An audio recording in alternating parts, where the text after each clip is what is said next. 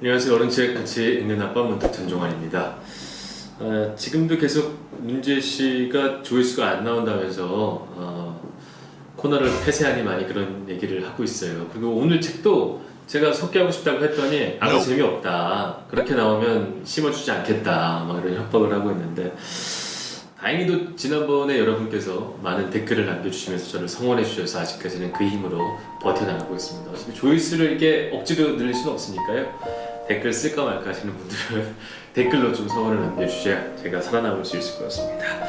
오늘 제가 소개해드릴 책은 저처럼 어떤 소외받은 사람들, 배제당하는 사람들, 이런 사람들을 위해서 한국 사회에서 늘 글을 써준 분의 책을 가지고 왔습니다. 제목은 미안함에 대하여.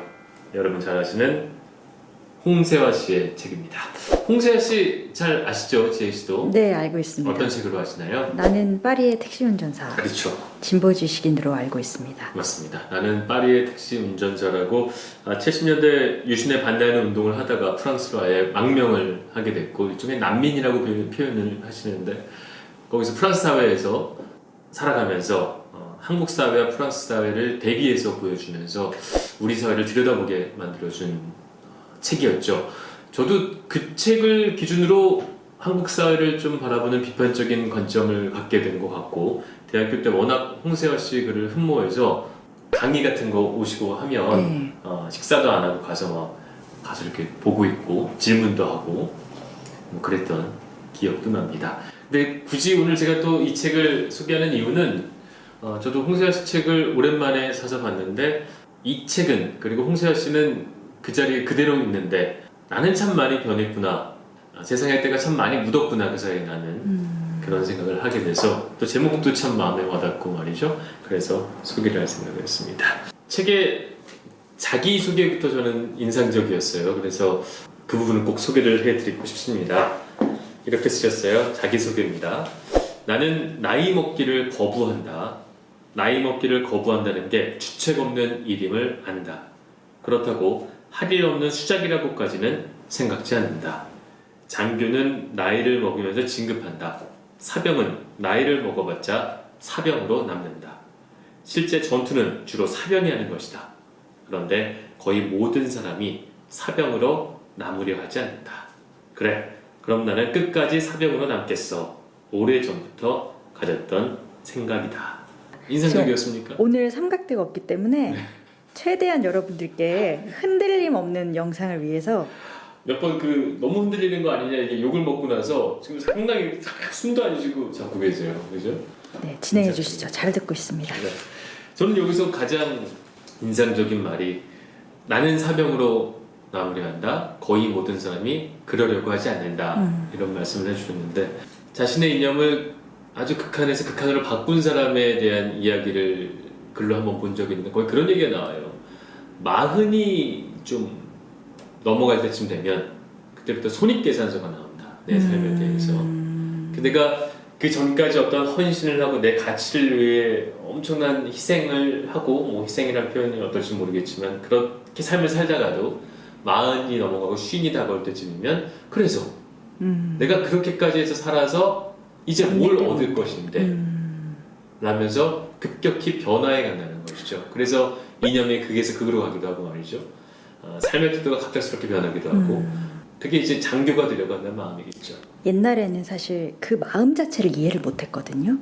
그렇죠. 왜 저러는 거야? 왜 저러는 거야? 했는데 어떤 마음으로 그런 선택을 했는지는 어렴풋이 이제 되죠. 알 수는 있을 것 같아요. 그게 지혜 씨가 마흔이 다 됐기 때문이에요. 이제 저도 어릴 때는 저 쓰레기 아니야. 제 선배들이라 할지라도 되게 비판적으로 봤다면 지금은 그때 그 사람은 대략 이런 마음이었겠구나 하고 한 번쯤 생각해 볼 수 있는 만큼의 마음이 됐다는 얘기는 물론 제가 많이 변했다는 얘기겠죠. 그만큼 저도 사회에 물들었다는 얘기일 텐데 그런 면에서 홍세화 씨는 나는 그러지 않겠다고 선언을 하는 것이고 적어도 제가 아는 한은 여전히 우리 사회에서 거의 70이 다 되도록 그런 삶의 태도를 견결하게 유지해 나가고 있는 지식인, 손에 꼽을 수는 몇 안 되는 지식인이라고 할 수가 있을 겁니다.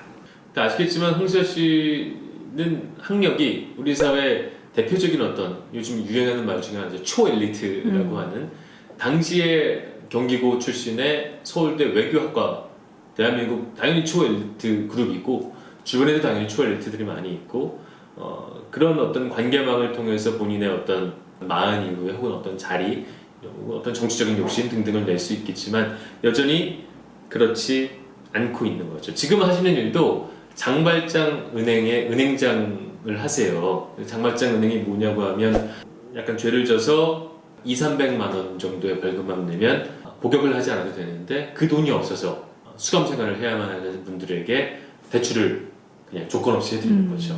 그러니까 이제까지 본인이 쌓아온 명성과 사회에서의 위치로 그런 역할을 아직까지 하고 사는 정말 실천하는 지식인이라고 할 수가 있고 그래서 최근에 제가 좋아하는 또 고종석 작가는 SNS에 홍세화 씨에 대해서 이런 말을 남기기도 했습니다.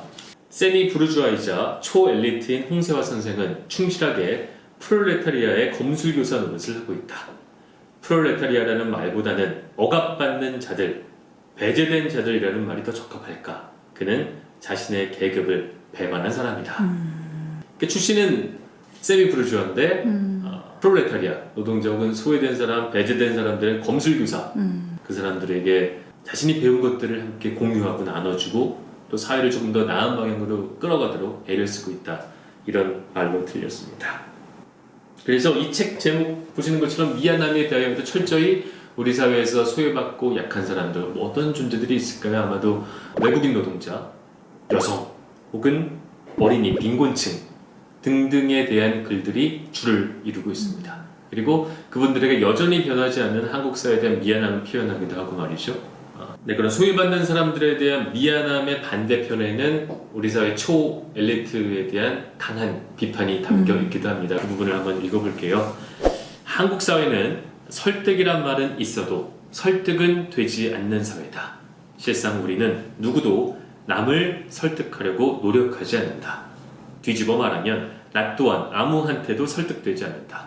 모든 사람이 이미 완성 단계에 이른 것처럼 살아간다. 이런 사회 구성원에게 확증 편향이 한번 빠지면 결코 빠져나올 수 없는 깊은 함정이 되는 것은 당연한 귀결이다. 또 나로서 생각한 적이 없으므로 남의 자리에서 생각하는 역지사지의 지혜도 갖기 어렵다. 확증 편향에서 벗어나기, 그것은 나부터 회의하는 자아가 되는 것 말고는 달리 도리가 없다. 지난번에 제가 왜 권석천 기자 얘기하면서 이분의 글은 참 망설이는 분이고 대한민국 중년 중에 이렇게 회의하는 사람은 없다라고 제가 말씀을 드린 바가 있는데 저 거의 투탑이라고 봅니다. 우리 사회 글 쓰는 분 중에서 가장 회의를 많이 하고 가장 고민을 많이 하는 분 중에 한 분이 권석천 씨였고 또 홍세화 씨라고 생각을 하고 저는 또 이런 분들의 글을 보면서 저 역시 반성도 하게 되고 회의를 하려고 애를 쓰는데 이 말이 인상적이죠.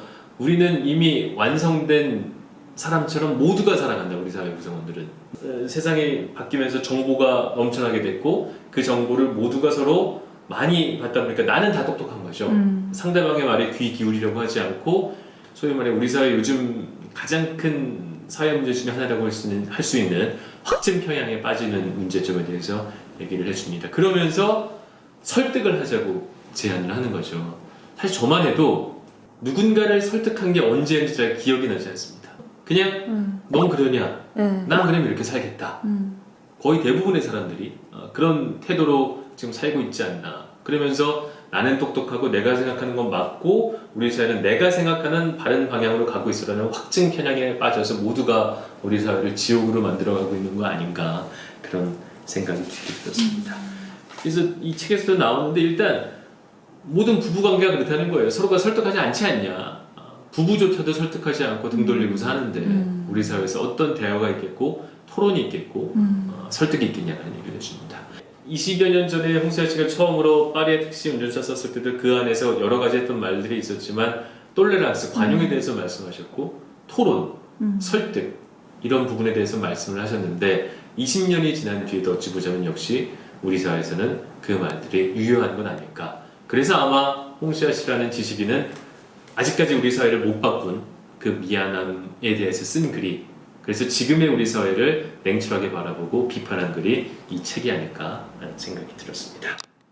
어떻습니까? 제가 이 책 소개한다고 해서 지혜 씨가 하지마 가벼운 거 해 이랬잖아요. 어떻습니까? 오해예요. 제가 하지 말라고 한 게 아니라 네. 가벼운 거 한번 갔다가 하자고 했죠. 근데 후회하고 있어요.